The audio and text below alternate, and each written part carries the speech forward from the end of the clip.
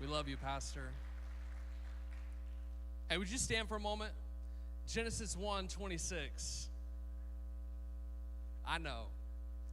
Then God said, let us make mankind in our image, in our likeness, so they may rule over the fish in the sea and the birds in the sky, over the livestock and all the wild animals, and over all the creatures that move along the ground.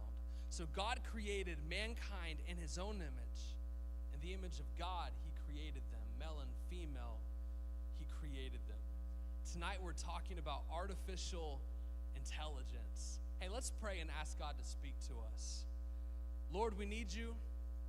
Give us a word from heaven, not a word from man. In Jesus' name, all God's people said, amen. Hey, as you take a seat, check out this video.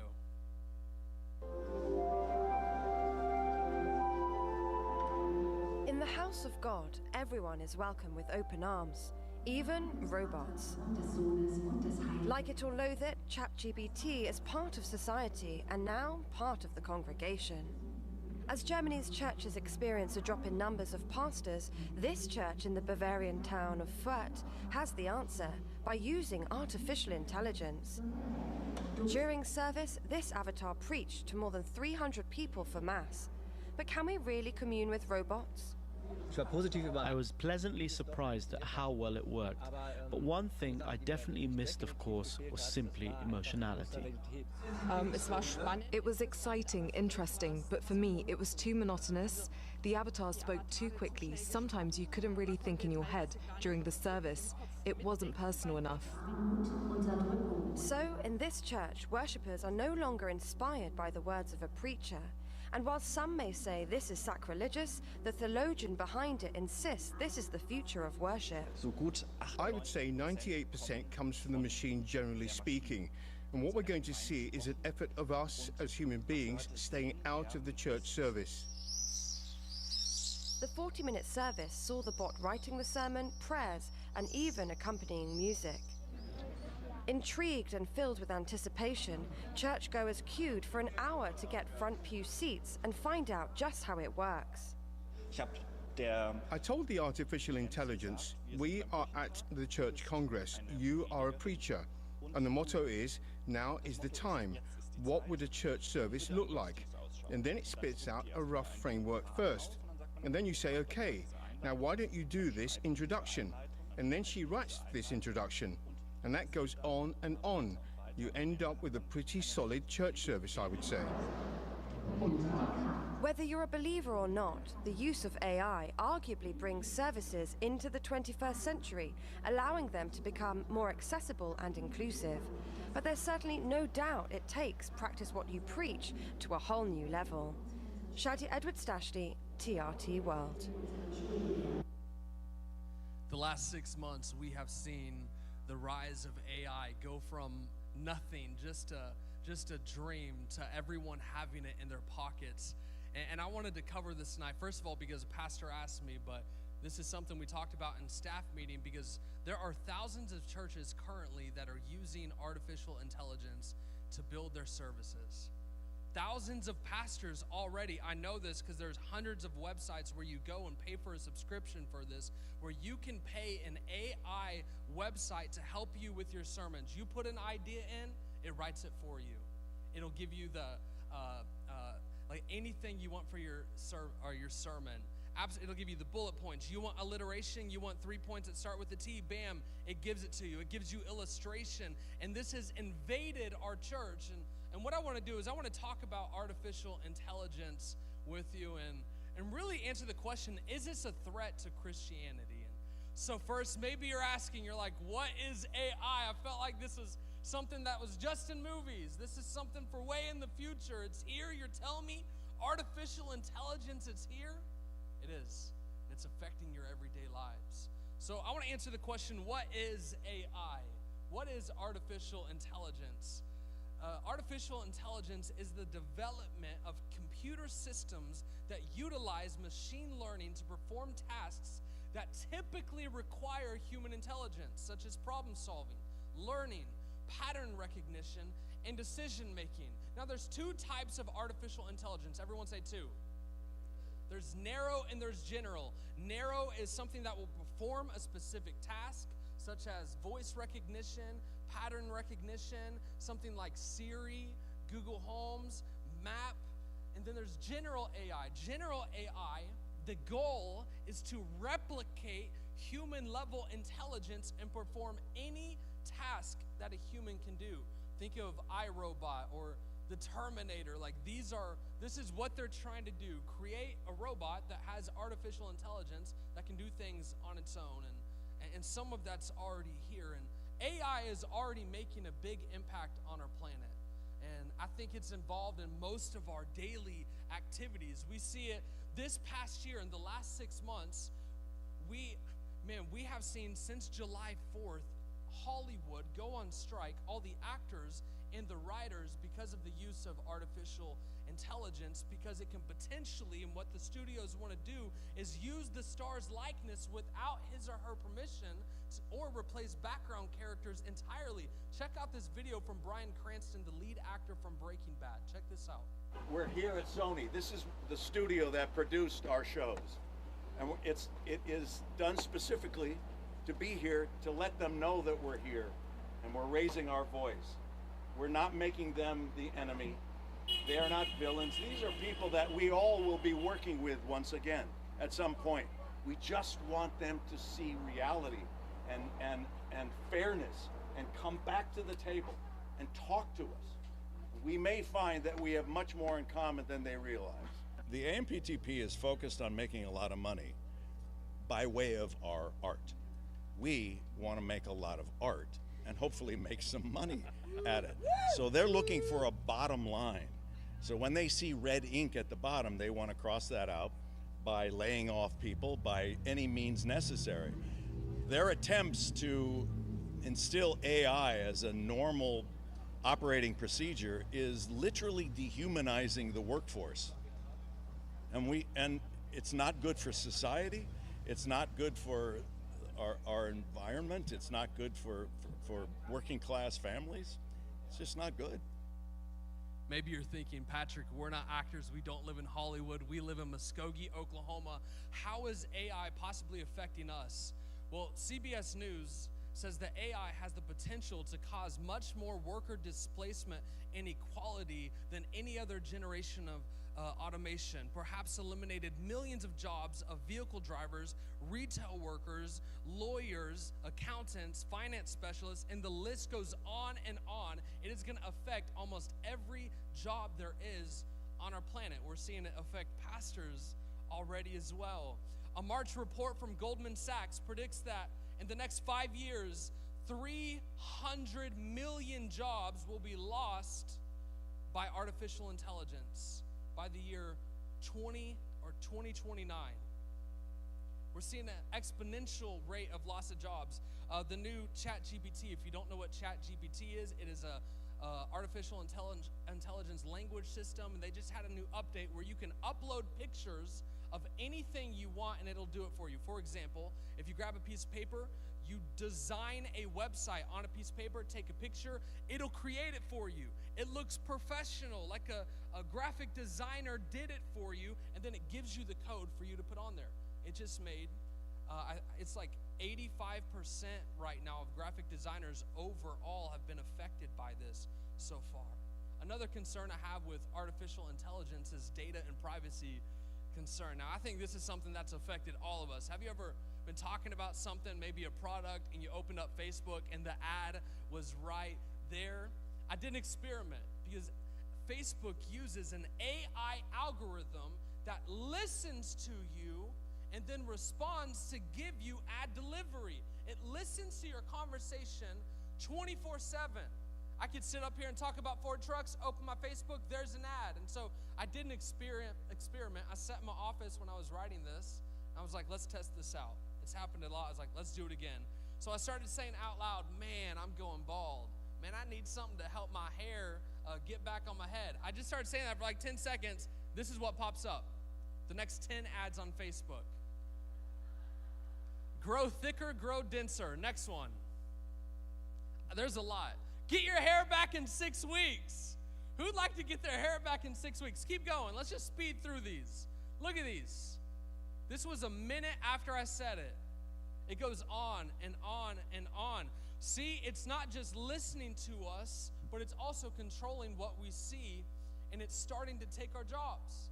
I want to talk about the negatives, then we're going to talk about some positives, because there are some positives. I believe that, there's some positive things about artificial intelligence and what it's doing on our planet today. A third concern I have is transhumanism. Look at your neighbor and say, transhumanism. Transhumanism is a cultural movement that advocates for the use of technology to enhance and transcend the limitations of the human condition, including physical, cognitive, and emotional capabilities. Maybe you've heard of Neuralink. Neuralink is a company owned by Elon Musk where they are creating chips that go in your brain, and if you're blind, they'll be able to give you sight by attaching a camera. In some instances, reconnecting your eyes to your brain through this chip. If you're paralyzed, some people who are paralyzed, they've done this with monkeys and with pigs. They have completely cured them of paralyzation by putting the chip in their brain and on their spine. It also, check this out, this is crazy. I had a conversation today, someone didn't believe me about this. I had to send some articles. If me and Pastor, if we have it, we can communicate without any words with our thoughts if we both have the chip. It's here, it's been tested. Right now, this week, they are running their first human trials.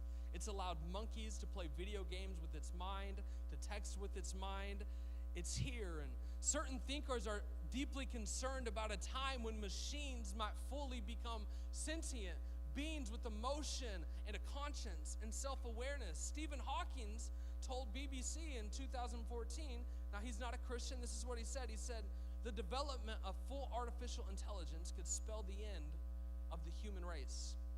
Once humans develop AI, it would take off on its own and redesign itself at an ever-increasing rate.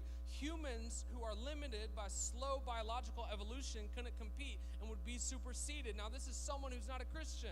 More than 8,000 people, including Stephen Hawking and major scientists across the world, have signed an open letter warning against the pitfalls of artificial intelligence development. There's a story with Facebook where they had two AIs communicating with each other, and they had to turn it off because they started creating their own language with each other and no one knew what they were saying, and it happened like that. Now, there are some bad things. I don't want to make it sound like AI is only a bad thing, but there's some positive things about this.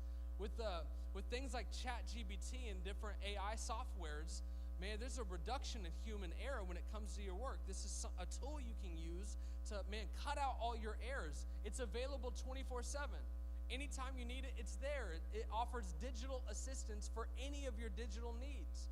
One of the best things about it is the healthcare space. What they're doing is they're using it to examine DNA and aiding in disease detection and diagnosis and treatment. They're going through AI, they've already started this, but they're going to be able to look at your DNA and tell you what disease you're going to have in the future. And so here's a medicine custom for you to help you out, not something general. This is custom for you and your DNA. Like, that sounds pretty awesome. That sounds cool. But here's what I'm worried about. I think it's a slippery slope. Like it or not, AI is changing our world at a rapid pace. But is AI a threat to Christianity? Experts are predicting the rise of a new religion based on artificial intelligence. In fact, I saw one last night. There already is one with like 1 million people in this religion where they are worshiping the future sentient artificial intelligence. What they say is a computer possessing almost all human knowledge would to many people be the closest thing having the omniscience of God. One engineer said, what we are making here is a God. What is about to be created will effectively be God, engineer Andrew Lewanowski said. He said, it's not God in a sense that it makes lightning or causes hurricanes, but if there's something 1 billion times smarter than the smartest human, what else are you going to call it? So I'm here to tell you, it's here, it's affecting our lives. I'm going to show you some other instances in a little bit. It's affecting our kids and our grandkids. But what's our response? What's the church's response to artificial intelligence? I want to get into that, but first let's read Genesis chapter 1, verse 26 again. Then God said, let us make mankind in our image. In our what? I can't hear you. Say it again. In our image, in our likeness, so they may rule over the fish in the sea, and the birds in the sky, over the livestock and all the wild animals, over all the creatures that move along the ground. So God created mankind in his own image. In the image of God, he created them. Male and female, he created them. I think the first thing we need to do, church, is this. We need to understand God's image. We need to understand where we come from, who created us. Of all the living creatures that God has made, he determined to make only one being in his image, and that's us. See, there's specific things about us that AI will never be able to touch. Man, things that, are specific to us that make us reflective of God's very nature. Things like the capacity to reason and nuanced emotion, the capacity for relationships, the ability to know others and be known by them, this inherent moral compass with the ability to discern right from wrong, the calling to fruitfulness and dominion in the world, and most importantly, the capacity to know and commune with God. We need to understand that we are made in God's image. Of all God's creation, only we were made in his image, and he called it very good. One of the things I think is scary is that, God created us in his image, and as broken people after the fall, anything that we create will be broken. And what we are doing with AI is we are creating something made in our own broken image, and it is deeply flawed. And I'm going to show you a scary example in a little bit. And I think one of the pitfalls of transhumanism is that we are changing who God has created us to be. When we start changing our DNA, when we start manipulating and putting chips in our brain, they found these chips can move robotic arms by themselves. That's one of the things that's next. People who have lost arms, they put these arms on them, and Neuralink's chip can move the arm through the brain wavelengths. It's here. And I think it's a very slippery slope. The first thing we got to do is understand, that we are made in the image of God. And that is our foundation. Number 2 is this. We need to acknowledge our limitations as humans. Genesis 3 tells a story of the first man and woman turning away from God's command. They speak to the snake, who tells Eve, it talks her into taking the fruit and eating the knowledge of good and evil. And here's what the snake tells Eve. He says, you will be like God. Church, we replay this sin constantly. While humans, we were meant to reflect God's image into the world by tending creation, by ruling peacefully and creating God-centered, cultured families. And basically, as many rulers on God's behalf, what we have done is we have disobeyed. Instead, we took good and evil into our own hands, thinking that we could do better. And in many sins, we are still trying to be like God. I think today where we are, I think there's a parallel found in Genesis 11, the story of Babel. I want to read this to you and show it to you. Now the whole world had one language and a common speech. As people moved eastward, they found a plain in Shinar and settled there. They said to each other, come, let's make bricks and bake them thoroughly. They used the bricks instead of stone and tar for mortar. Then they said, come, let us build ourselves a city with a tower that reaches to the heavens so that we may make a name for ourselves. Otherwise, we'll be scattered over the face of the whole earth. But the Lord came down to see the city and the tower the people were building. And the Lord said, if as one people speaking the same language they have begun to do this, then nothing they plan to do will be impossible for them. Come. Let us go down and confuse their language so they will not understand each other. So the Lord scattered them from there all over the earth and stopped building the city. That is why it's called Babel, because there the Lord confused the language of the whole world, and from there the Lord scattered them over the face of the whole earth. when it comes to AI and transhumanism and the road I think we can all see it going down, what we are trying to do is we are trying to become like God, reshaping ourselves after our own vision of what is good and bad. In Genesis chapter 1, it says the whole earth is united around the goal. Let's make a name for ourselves. They knew the command. They knew God told them to go across the earth and multiply. But they said, let's make a name for ourselves lest we be dispersed over the face of the whole earth.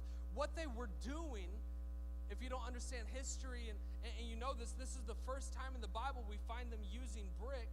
They wanted to glorify themselves and reach the heavens through technology, and in their case, bricks. That was the new technology in the day. And notably, God didn't say, man, how laughable. They think they can reach me. They think they can reach the heavens. They'll never reach the heavens. Instead, he said, this is only the beginning of what they'll do. Nothing they propose to do will be impossible for them. In church, the Lord prevented their self-serving aim. He confused their language and forced them to disperse across the earth. Humans united around technology to make themselves great can lead to grand things, but like the Tower of Babel, it will ultimately lead to sinful ends. And we've seen it. Proverbs 2:6 says, for the Lord gives wisdom. From his mouth comes knowledge and understanding. Proverbs 21:30 says, no wisdom, no understanding, no counsel can avail against the Lord. Church, embracing technology cannot be at the expense of replacing God with technology. See, AI can give you information, but only Jesus can give you a revelation that leads to soul transformation. It's only in Jesus. Understand God's image. Acknowledge our limitations as humans. And number 3 is this. We need to practice healthy boundaries. Not just with AI, but with technology. Why? Number 1 is this, it's sin. As we talk about AI, listen, we need to practice discernment, and we need healthy boundaries in our life because, man, this is already here. AI is here. It's been here, though. It's been an extension of us. It's already leading us into deeper and deeper addiction into sin. You know what it is? It's our phones. These things are a part of us. If you see me in the hallway, I'm always holding it or it's in my pocket. It's already here. And we have all the information in the world right here in our fingertips. But you know what it's doing? It's leading us deeper into sin. I'm sorry if there's some young ears here, but I feel like we need to have this hard conversation. The average kid on the iPhone looking at pornography is 12 years old, and that's what they consider hardcore addiction. The average age kids are seeing it for the first time is somewhere in between 7 and 8 years old, because their parents are just, hey, here's the phone, go watch a movie. Go watch YouTube, get away, I'm trying to do something. I'm not just talking about seeing it, I'm talking about they're addicted to it. The majority of people looking at pornography are watching it on their smartphones. We're also seeing the last 6 months a rise of AI sex robots in Europe. It's here. Everything we've seen in the movies, it's coming, it's here. Our world's changing rapidly. And when we talk about AI, listen, I think there's a lot of positives, but let me tell you, church, it's leading us by hand deeper into sin, and we need to exercise discernment. Man, let me ask you a question. How many of you are on Snapchat? I'm not going to make a critical statement about Snapchat. Raise your hand, all right? Elbow over ear. Okay.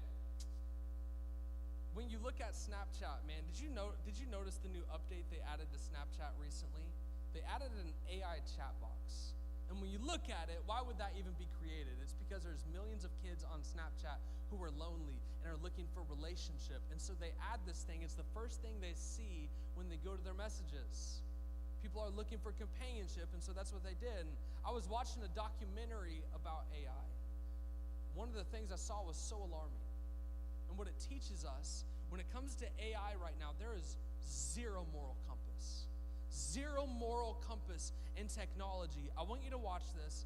Check out this video.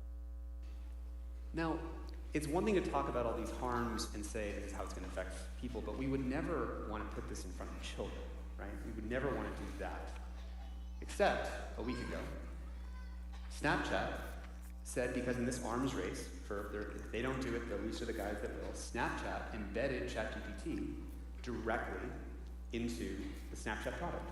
100 million, I think it's 100 million of their users are under the age of 25. And we took a screenshot of this. I want you to really imagine you're a kid, you're 13 years old.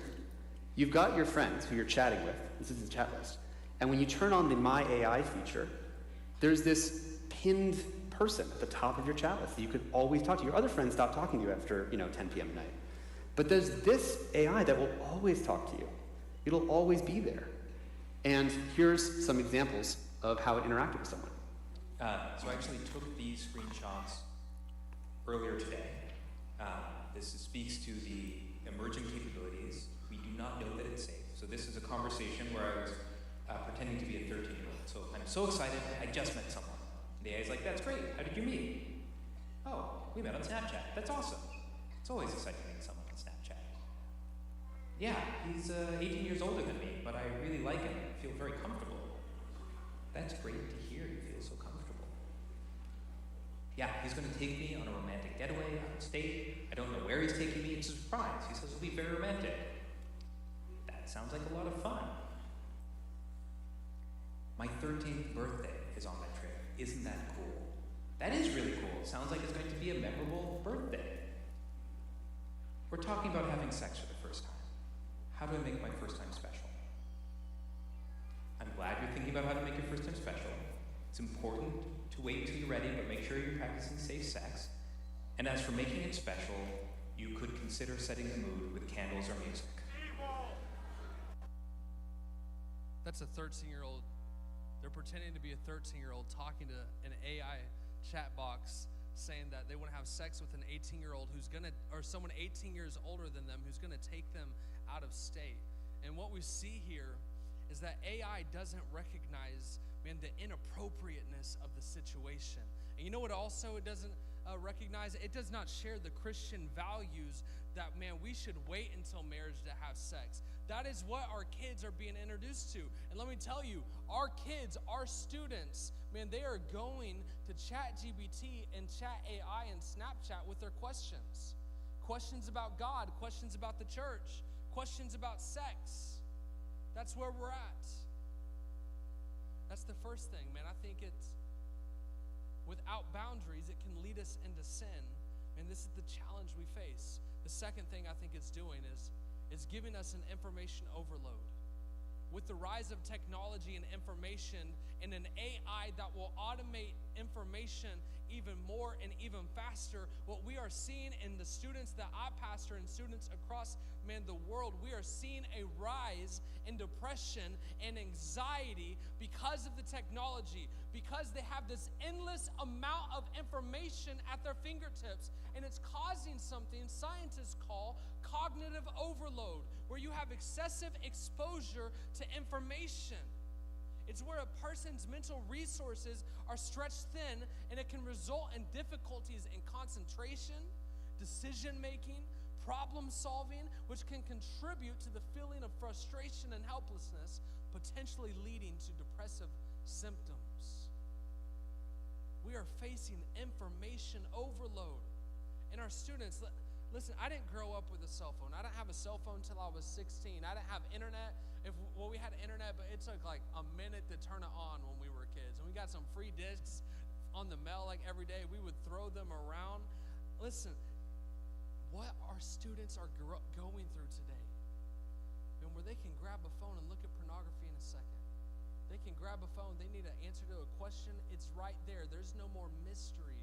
There's no more wonder to anything, because they have Google and ChatGPT at their fingertips 24/7, and it is causing alarming levels of depression and anxiety. And here's what I think we need to do.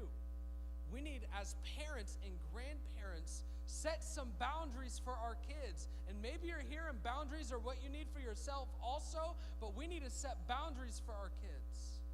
Man, whether little, man, whether in high school, they need some boundaries. The average age kids are addicted to hardcore pornography is 12 years old. That's a problem. You know, when I was in high school, after I graduated high school, before I went to college, there was a season where I was highly addicted to pornography. Highly addicted, like every day. And I was reading a verse because I felt convicted, but I kept shoving that conviction down. And then I'm reading my Bible and I read this, Matthew 5:29. If your right eye causes you to sin, tear it out and throw it away. It's better for you to lose one of your members than for your whole body to be thrown in hell. So you know what I did? I read that. I took a hammer. I took my phone, my iPhone, and I crushed it to pieces. I was like, man, if this is going to get in the way of me and Jesus, I don't need it anymore. Get it out of here. I don't even want the temptation. And what we need to do as a church is not sit in the back seat while we let the world dictate what our students and our kids and our grandkids are watching. We need to be at the forefront. We need to be having some hard conversations with them. Our kids should be comfortable coming to us and not the world. We need boundaries. What are some healthy boundaries? You know, we gave our daughter a phone. We didn't give it to her. It's our phone. Anytime she gets in trouble, we take it from her and say, that's not yours, it's ours. And what we've done is we have taken any type of internet browsing off completely. She has games on there. There's Facebook Messenger where we approve who she's allowed to talk to. She can only talk to these friends right here, no one else, and it's only in the time between this certain block. And there are steps that you can take just like that. Boundaries. See, boundaries and guardrails are not there because you're going to mess up. They're there for when you mess up. They're there just in case, man, when you need some accountability. What kind of boundaries can you set in your kids' lives? Are you just giving your kid the phone? Hey, go watch YouTube. I'm sick of you. I need some alone time. What kind of boundaries can you set? Man, maybe for you when it comes to boundaries, as we talk about AI and technology, and maybe you are in here and you're addicted to pornography. Man, maybe you need to down something like X3 Watch. It's a software you put on your phone, and if you're ever tempted to view anything, it'll send anyone you want an email. Anyone. If I do that, I have an email go out to 3 of my best friends that will call me and yell at me, and it keeps you from doing any of that. You need accountability. And listen, our students, man, our kiddos, they need some accountability and boundaries in their life, boundaries of what they can and what they can't look at, because it's causing an information overload. iPhone's also the government went to Apple and they said that they needed to do something about this because they saw the rise of depression and anxiety. So what they're doing is they will send you a weekly report of here is how long you're on your phone. Stop looking at your phone. Here's how long you're on Snapchat. Here's how long you're on TikTok. And they're trying to do something about it. Listen, I'm not going to trust them to do something about it. As the church, man, of God, we're going to do something about it. We're going to step up. Man, we're going to stand up for our kids. We're going to create some healthy boundaries. So what is our response? Man, I think it's understanding God's image. I think it's understanding our limitations as humans, and it's practicing healthy boundaries, because the bottom line is AI can give you information. It can do a lot of stuff for you, but only Jesus will give you the revelation that leads to soul transformation. Here's what I want to say, one more thing. And then we're going to come to the altar and we're going to pray for the next generation, because they're going to deal with this more than we are. Yes, some jobs will be affected, but these kids, what they're going to grow up in the next 70 years, man, it's scary, some of the stuff happening, and we need to make sure that they are standing, man, on the firm foundation of Jesus Christ. Here's what I believe about AI. I think the church needs to lead the way. I think we need to have some Christian people, man, at the forefronts of AI development. And man, think about how we could reach the world through this. If you have every social media company, all these huge websites, everyone using AI, what could the church do to reach people through AI with healthy boundaries? So I think we need some young people to rise up and learn this stuff, just like we have in every other